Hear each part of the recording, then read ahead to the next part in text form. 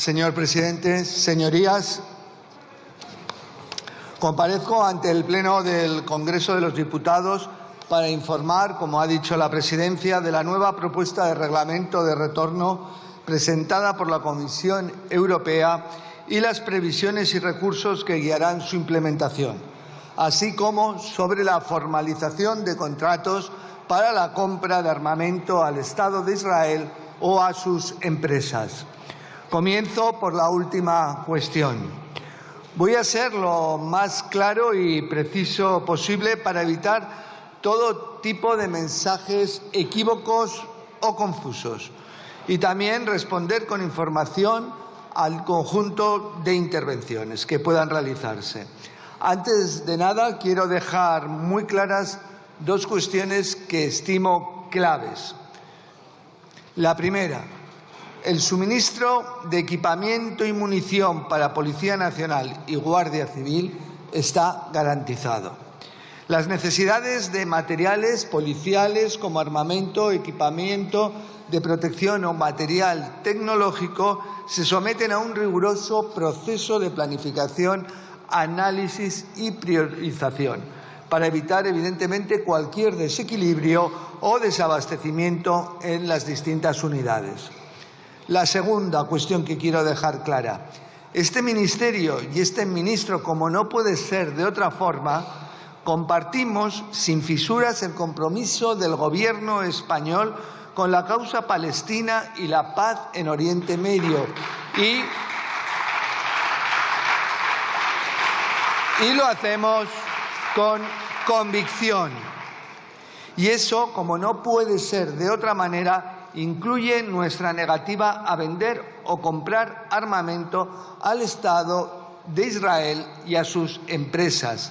Y hoy me gustaría hacer un llamamiento expreso, como está haciendo el Gobierno de España y especialmente el presidente del Gobierno desde hace tiempo, a que termine la crisis, las muertes de inocentes niños, los más vulnerables, en la zona de Gaza. 14.000 bebés, niños en peligro vital por la ausencia de permiso y la convicción y quizá la presión internacional necesaria para que la ayuda humanitaria entre en Gaza. Entiendo, dicho lo anterior, que la formalización de contratos para la compra de armamento al Estado de Israel, que se cita en la solicitud de comparecencia, hace referencia al contrato adjudicado y formalizado con la empresa israelí IMI Systems Ltd para la compra de munición. A este respecto, me gustaría hacer constancia de que el contrato en cuestión fue licitado el 21 de febrero de 2024 por la Jefatura de Asuntos Económicos de la Guardia Civil, conforme a lo dispuesto en la Ley 9/2017, Contratos del Sector Público. El objeto de la licitación, como también saben, es el suministro de munición 9 milímetros para diversas unidades de la Guardia Civil por un importe estimado de 6,8 millones de euros más impuestos. Señoría, un momento, por favor. Lo que haya que resolver se resolverá una vez que finalice el ministro. Así que ruego, por favor, no interrumpan la intervención del ministro. Que continúe, por favor. A los miembros de la mesa también me dirijo. Por favor, silencio. Silencio.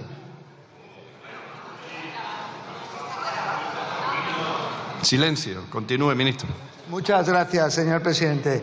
La licitación incluía 3 lotes de munición con características específicas adaptadas a las necesidades de la Guardia Civil.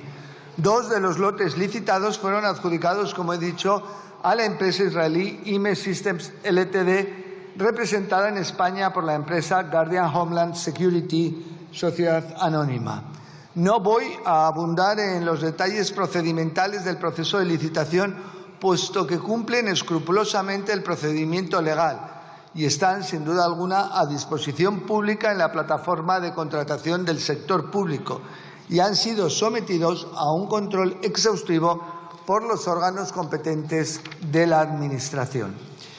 Sí les diré que en octubre de 2024, cuando conocimos la empresa adjudicataria de 2 de los 3 lotes de munición que había, se ordené de manera inmediata parar la tramitación del expediente y estudiar la mejor forma para su rescisión. Durante 6 meses hemos explorado en el marco del Ministerio del Interior todas las vías legales posibles para anular la adjudicación, sin haber encontrado ninguna que no implicase un perjuicio patrimonial para el Estado, porque estamos obligados a cumplir lo dispuesto en la Ley Contratos del Sector Público 9/2017. En ese proceso consultamos a la Abogacía General del Estado, cuya recomendación fue formalizar el contrato adjudicado. Insisto en que todos los departamentos del Ministerio del Interior, de acuerdo con el compromiso adquirido por el Gobierno, hemos explorado todas las vías legales posibles que entendíamos oportunas para anular la adjudicación y no encontramos nosotros ninguna solución viable. En este contexto ha sido necesario que el Gobierno de España y en colaboración con otros departamentos ministeriales finalmente sí hayamos podido encontrar un mecanismo que permite esa rescisión. Y eso es lo que hemos hecho, articular una solución mediante un mecanismo que implica a otros departamentos y que el Ministerio del Interior evidentemente comparte en su totalidad. En este momento, tal y como explicó el presidente del Gobierno en la comparecencia, este contrato está en proceso de rescisión. En el Ministerio del Interior hemos hecho lo que hacemos siempre, analizar bien lo sucedido y tomar las medidas aseguradas para evitar que algo así pueda volver a producirse. Tenemos muy claro el compromiso firme de no contratar armamento con empresas israelíes y les garantizo que así va a ser. Soy consciente de que este contrato ha generado un problema, pero también de que, al margen de desajustes o errores puntuales que no me importa reconocer y asumir en primera persona, hemos sabido resolverlo con la implicación del conjunto del Gobierno de una manera coordinada y eficaz. Muchos han aprovechado la ocasión para transmitir la imagen de un Gobierno progresista en crisis, cuando la realidad es que estamos trabajando juntos para encontrar las mejores soluciones y así, sin duda alguna, vamos a seguir haciéndolo. Eso es lo que hace un Gobierno, trabajar para resolver los problemas. En mi caso, seguiré trabajando para mejorar la seguridad ciudadana, incrementando el número de agentes de las fuerzas y cuerpos de seguridad, mejorando sus condiciones y también renovando sus infraestructuras. Y también garantizando que tienen a su disposición el equipamiento y los suministros precisos para el desarrollo de su cometido. Vuelvo a los 2 mensajes con los que he iniciado esta intervención. Los suministros para las fuerzas y cuerpos de seguridad del Estado están garantizados. Así que les ruego eviten conjeturas sin fundamento. Dejemos que los procedimientos administrativos avancen antes de hablar de desabastecimiento, falta de medios o inseguridad. También les garantizo mi absoluta adhesión al compromiso del Gobierno de España con la causa palestina y con ella la determinación de no comprar ni vender armas al Estado israelí o a sus empresas. En cuanto a la segunda petición de comparecencia que ha registrado el Grupo Popular en el Pleno de esta Cámara, empezaré definiendo la iniciativa a la que se hace referencia y su contexto. Hablamos aquí hoy de la propuesta de reglamento del Parlamento Europeo y del Consejo por el que se establece un sistema común de retorno de nacionales de terceros países que se encuentren en la Unión Europea de forma irregular. Una vez aprobado este reglamento, derogaría, por lo tanto, la Directiva 2008/115 del Parlamento Europeo y del Consejo, así como la Directiva del Consejo 2001/40 y la Decisión del Consejo 2004/191, que actualmente regulan la política de retorno en la Unión Europea.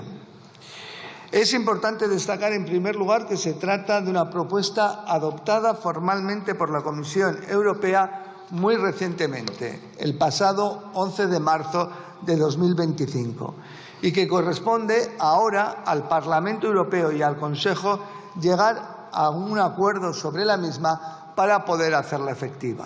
Es decir, hablamos de una propuesta que actualmente está abierta al debate y que, por lo tanto, supone una oportunidad para concretar aspectos que mejoren los procesos de retorno en el conjunto de la Unión Europea y, por consiguiente, también en España.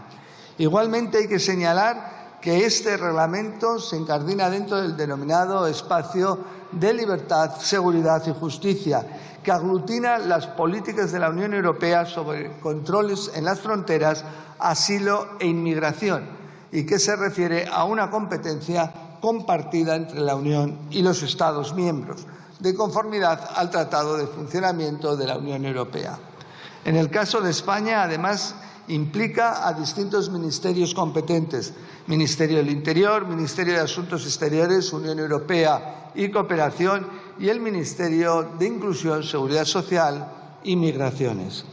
Dicho esto, entremos en el contenido.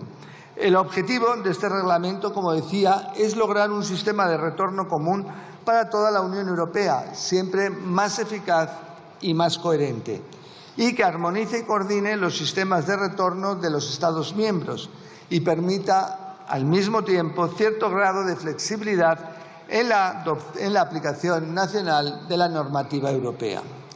Es necesario aclarar que el nuevo reglamento constituye un elemento clave para completar y complementar el Pacto sobre Migración y Asilo, que entrará en vigor en junio, a mediados del año que viene, 2026. Este nuevo marco normativo fue acordado, como podrán recordar, durante la presidencia española del Consejo, tras años de negociaciones infructuosas. El pacto define un enfoque global en materia de migración para la Unión Europea.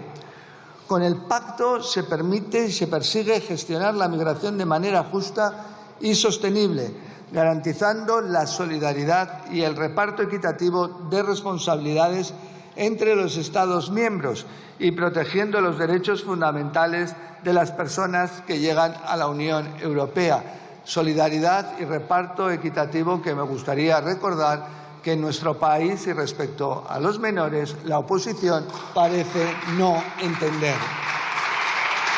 Precisamente, el reglamento de retorno trata de complementar al pacto y lo hace estableciendo una nueva norma para lograr un sistema eficaz y común de la Unión Europea para los retornos, como parte del funcionamiento global de la gestión migratoria. En esta línea, dado que en el marco del Pacto sobre Migración y Asilo las solicitudes de asilo se tramitarán de forma más rápida y eficiente, respetando evidentemente los derechos fundamentales, los retornos también deberían producirse con prontitud, eficacia y con todas las garantías en el marco de la Unión Europea. Por lo tanto, la propuesta de reglamento surge tomando en consideración el pacto y con el objeto de hacer frente a los retos actuales que plantean los retornos en la Unión Europea, para hacerlos más coherentes y, evidentemente, aproximando, como decía, todos los sistemas nacionales.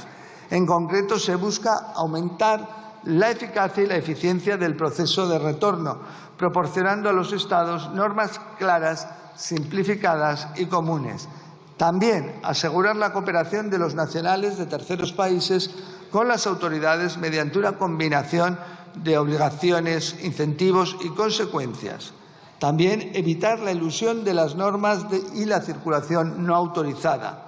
Y garantizar los derechos fundamentales, evidentemente, reitero, garantizar los derechos fundamentales en todas las fases de los procesos de retorno, ya sean estos voluntarios o forzosos.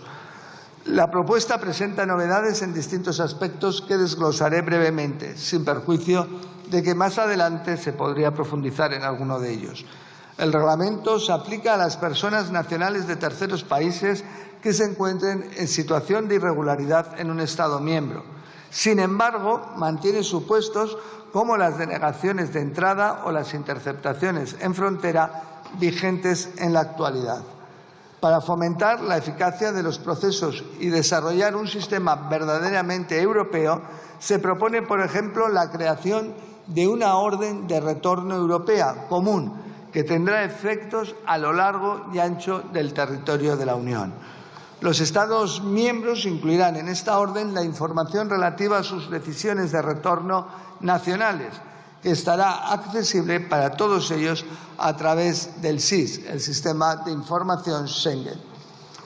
Así, se establece un mecanismo ágil de reconocimiento mutuo entre países que permitirá llevar a cabo las decisiones de retorno nacionales en cualquiera de los Estados miembros.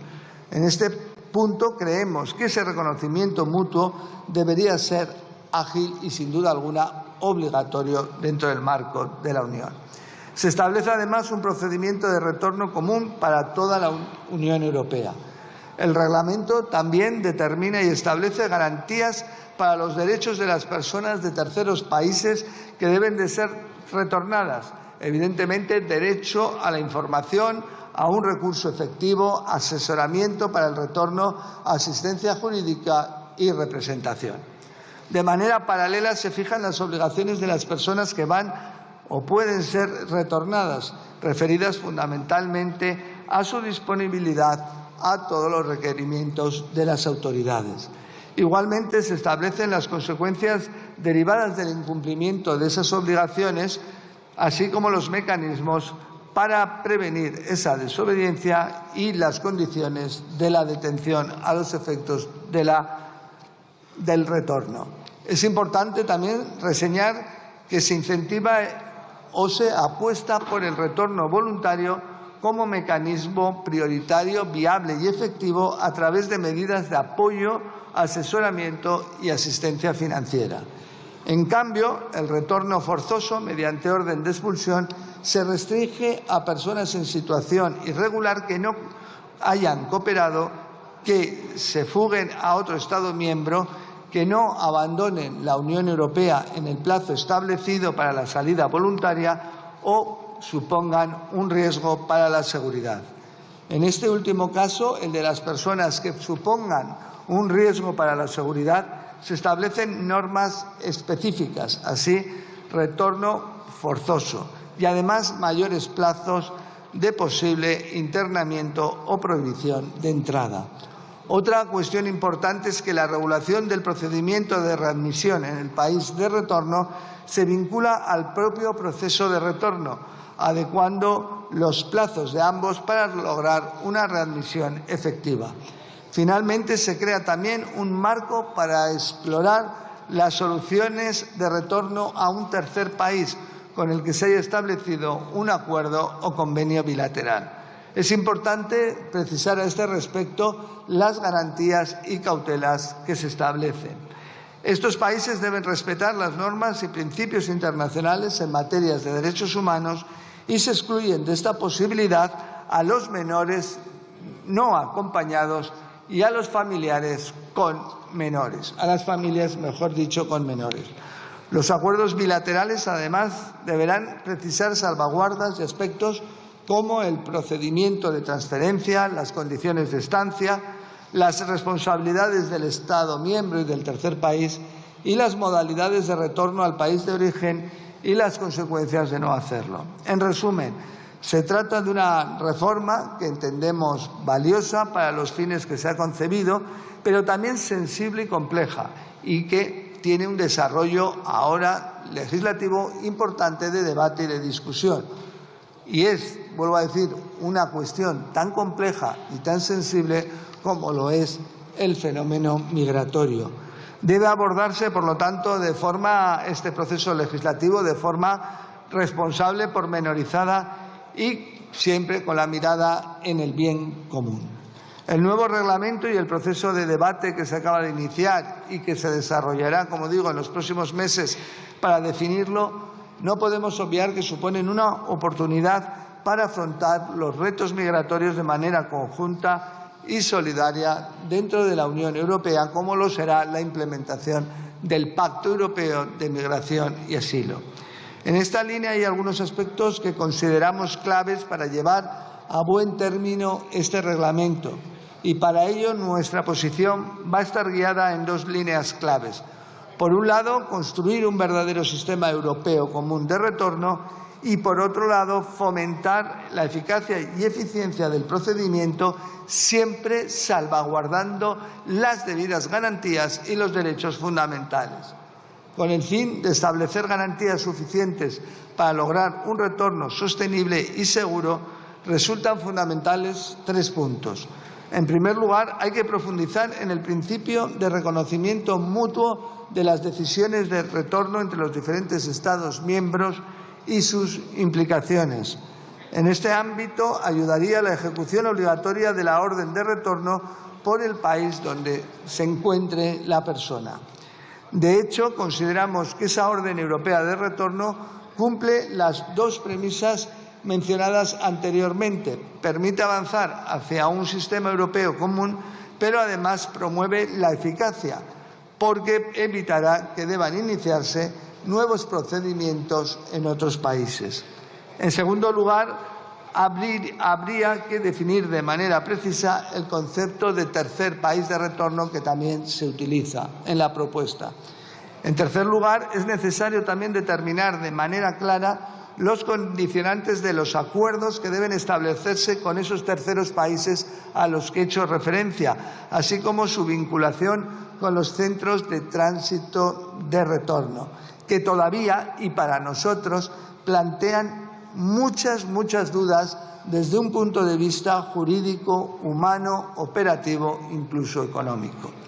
Además, más allá de soluciones innovadoras como se pretende por distintos países de la Unión Europea, vuelvo a decir, más allá de soluciones innovadoras poco garantistas y cuya eficacia no ha sido probada, tenemos que seguir potenciando la cooperación bilateral con las naciones de origen y tránsito. Esa colaboración requiere un esfuerzo continuado, pero es imprescindible para prevenir y reducir los flujos migratorios irregulares, reitero, irregulares, y para luchar, y también esto lo reitero, contra el tráfico de personas. Y en el caso de España está funcionando. Estamos con esa relación bilateral evitando en origen el 40% de las salidas irregulares. Y eso, como ya me han oído decir en alguna otra ocasión, no es más ni menos que salvar vidas. En el ámbito que nos ocupa, esta cooperación resulta también esencial para mejorar los procesos de retorno y readmisión, basados en la confianza y el respeto mutuo. En este punto es necesario potenciar el papel de las agencias de la Unión Europea en la cooperación con terceros países, también en materia migratoria.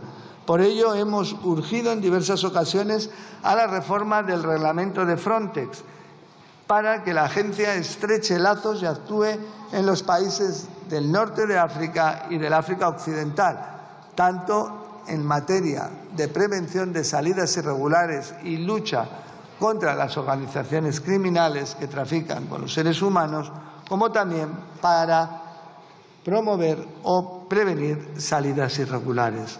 Al mismo tiempo, debemos garantizar la coherencia con el Pacto de Migración y Asilo al que hacía referencia, de modo que se coordinen los requisitos y plazos de ambos procesos y se respete el equilibrio entre responsabilidad de los países de primera entrada de la migración y las obligaciones de solidaridad del conjunto de países de la Unión. En esta línea es positivo y relevante que el reglamento intente lograr un equilibrio entre, en primer lugar, la mayor armonización de la normativa referida al retorno que permita dar pasos en la integración europea y evitar lagunas en la transposición legislativa. En segundo lugar, la suficiente flexibilidad que faculte a todos los Estados miembros para definir ciertas condiciones en función de su realidad y de determinados supuestos. Otro aspecto complementario y crucial que debemos promover es la mejora de la financiación de la prevención migratoria para los países fronterizos, ya que somos nosotros quienes gestionamos las fronteras exteriores de toda la Unión Europea. En los puntos desglosados es importante que a lo largo de la negociación de esta propuesta de reglamento, como en otros expedientes migratorios, consolidemos posiciones comunes con los Estados miembros que afrontamos retos y realidades migratorias semejantes.